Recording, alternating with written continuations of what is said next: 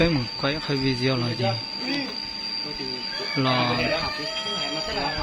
Tháng trước nghỉ buổi chiều họ có nói không? là nó xuống nữa nè tất tỏ hậu đây nè cho hậu đây thì cho là một xua lên nè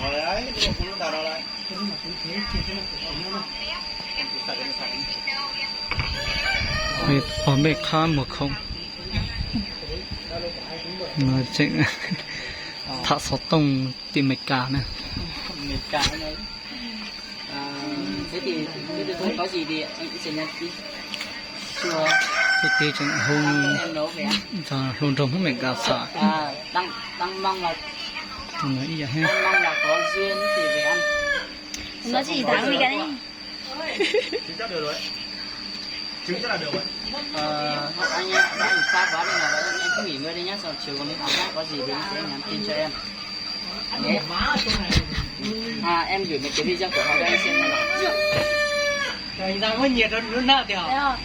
Thấy rồi đúng không? Đấy, em bảo giờ em thấy anh đưa, em ngồi đấy em thấy anh đưa về đấy xong anh tháo ra không mặc hết anh vứt ở đâu. Nhưng mà nếu mất có một tháng cho bị gì đó. Anh hiểu. Chỉ là trong Mạnh vào. thì anh hiểu. Nói chung là anh có thêm một tí ở thành phố vào, nhưng mà làm một chút ở đâu cho anh có hiện cái logo của nó một tí rồi, được không?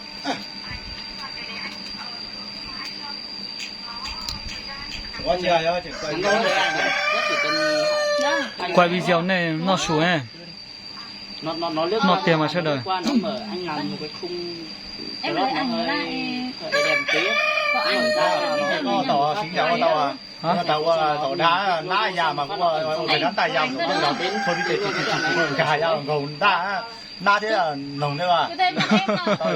tàu mà to xem mà như chủ tính toán điện ký vào như chỉ ra gì thành Thì là giờ chỉ tao luôn coi thế nào. Lịch xanh nó bây giờ nó đi vào công ấy.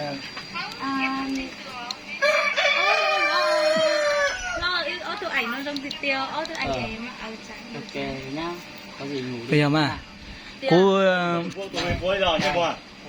tí chả trong có cú tin đó tụi mùa có thay tụi số có chuyển thế có một cú sao và có tiết thay cú thế cho mùa phải có yếu tụi số mà có họ xài yếu tụi rồi cú tàu đang phải bố của họ một phù rồi của sao nhanh hết rồi